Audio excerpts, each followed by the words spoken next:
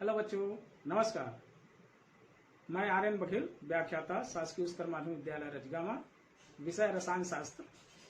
आज हम रसायन शास्त्र में अध्याय 3 में विलयन को पढ़ेंगे। विलयन में पिछली कक्षा में आप लोग को बताया गया था कि विलयन किस प्रकार बनता है और कौन कौन से उसके घटक होते हैं, और विलयन का निर्माण होने के पश्चात हमको कैसे विलयन के बारे में जानकारी मिलती है, इसको बताया गया था। तो आज हम लोग उसके आगे जो टॉपिक है उसमें विलयन के प्रकार को पढ़ेंगे। विलयन के जो प्रकार होते हैं सामान्यतः उसको 2 वर्गों में बांटते हैं। एक तो सांद्रता के आधार पर विलयन और दूसरा भौतिक अवस्था के आधार पर विलयन। तो सबसे पहले हम ये समझें कि सांद्रता के आधार पर विलयन के प्रकार को यदि हम बांटें तो 5 प्रकार से इसको हम बांट सकते हैं। पहला यहाँ पर देखेंगे, सबसे पहला विलयन हम देखेंगे तनु विलयन।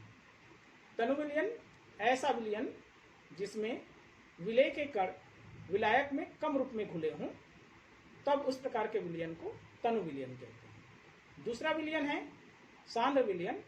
ऐसा विलयन जिसमें एक निश्चित मात्रा में विलेय के कण विलायक में घुले हों, तब उसको हम कहेंगे सांद्र विलयन। यहाँ पर एक 2 बीकर लिया गया है। उस 2 बीकर में आप स्पष्ट रूप से देख रहे हैं कि पहले वाला जो बीकर है जिसमें हम 1 गिलास पानी को डाल दिए हैं और उसमें कुछ मात्रा में कॉपर सल्फेट को मिलाया है, तो उसका रंग जो है फीका दिख रहा है, तब इस प्रकार के विलयन को कहेंगे तनु विलयन। इसी प्रकार से दूसरा जो बीकर है उसमें 1 गिलास पानी में अधिक मात्रा में कॉपर सल्फेट को मिला दिया गया है, तब इसमें देख रहे हैं उसका जो कलर है, उसका जो रंग है पहले वाले जो बीकर है उससे ज्यादा गाढ़ा दिखाई दे रहा है, तब इस प्रकार के विलयन को कहेंगे हम सांद्र विलयन। अर्थात कह सकते हैं दूसरे प्रकार से 1 गिलास पानी में 1 चम्मच नमक को डालें तो वो कम नमकीन लगेगा आपको, तो उससे पता चलेगा कि ये इस प्रकार के विलयन को हम तनु विलयन कहेंगे। इसी प्रकार से दूसरे जो गिलास हैं उसमें यदि हम 5 चम्मच नमक को मिला दें तो आपको ज्यादा नमकीन लगेगा, तो इस प्रकार से कह सकते हैं कि इस प्रकार के विलयन को हम सांद्र विलयन कहेंगे। अर्थात आपको समझ में आ गया होगा तनु विलयन अर्थात ऐसे विलयन जो कम रूप में विलेय पदार्थ विलायक में घोला गया हो, तब उसको हम तनु विलयन कहेंगे, और सांद्र विलयन जिसमें निश्चित मात्रा में विलेय के कण विलायक में घुले होंगे। अब हम आगे चलते हैं। तीसरा प्रकार का जो विलयन है वो तीसरे प्रकार के विलयन में देखेंगे असंतृप्त विलयन। असंतृप्त विलयन इसको हम देखेंगे कि वास्तव में असंतृप्तता क्या है, अर्थात कहें कि ऐसा विलयन जिसमें विलायक के कणों के बीच रिक्त स्थान पाए जाते हों जिसमें और विलेय के कण घुल सकता हो, तब उस प्रकार के विलयन को कहेंगे हम असंतृप्त विलयन।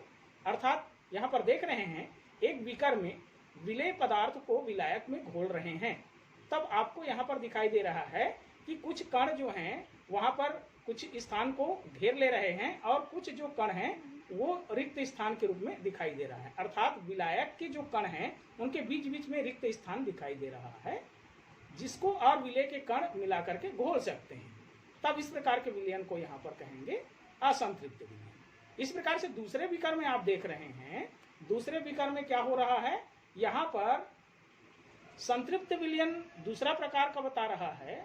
अर्थात कहें कि सामान्य ताप पर यदि हम विलेय को विलायक में घोलते हैं तो जितने भी विलायक के कणों के बीच रिक्त स्थान पाए जाते हैं उन रिक्त स्थानों में विलेय के कण पूरी तरह से मिल जाते हैं, पूरी तरह से उस स्थान को रिक्त स्थान को घेर लेते हैं, अर्थात कहीं पर भी रिक्त स्थान दिखाई नहीं पड़ता, तब इस प्रकार के विलयन को कहेंगे संतृप्त विलयन। इसी प्रकार से एक और विलयन का प्रकार है जिसमें 5वां प्रकार है अति संतृप्त विलयन। अति संतृप्त विलयन अभी हमने देखा, संतृप्त विलयन सामान्य ताप पर विलेय के कण को विलायक में हमने घोला, तब उनके सभी कण जो हैं वो पूरी तरह से घुल गए। अब अति संतृप्त विलयन में हम ताप को यदि बढ़ा दें और उसमें विलेय के कण को घोलें तो विलेय के जो कण हैं कुछ और अधिक मात्रा में घुल जाएंगे, जो सामान्य ताप में प्राप्त संतृप्त विलयन से थोड़ा सा ज्यादा होगा विलेय के कण, तब इस प्रकार के विलयन को अति संतृप्त विलयन कहेंगे। अर्थात कह सकते हैं कि यहाँ पर विलेय के कण संतृप्त विलयन से थोड़ा सा ज्यादा मात्रा में घुलेगा, तब इस प्रकार के विलयन को अति संतृप्त विलयन कहेंगे। आपको समझ में आ गया होगा कि विलयन के जो सांद्रता के आधार पर ये जो विलयन के 5 प्रकार हैं, उनमें तनु विलयन, सांद्र विलयन, संतृप्त विलयन, असंतृप्त विलयन और अति संतृप्त विलयन, ये 5 प्रकार के विलयन होते हैं, जिसको हमने उदाहरण सहित इस प्रकार से समझ सकते हैं।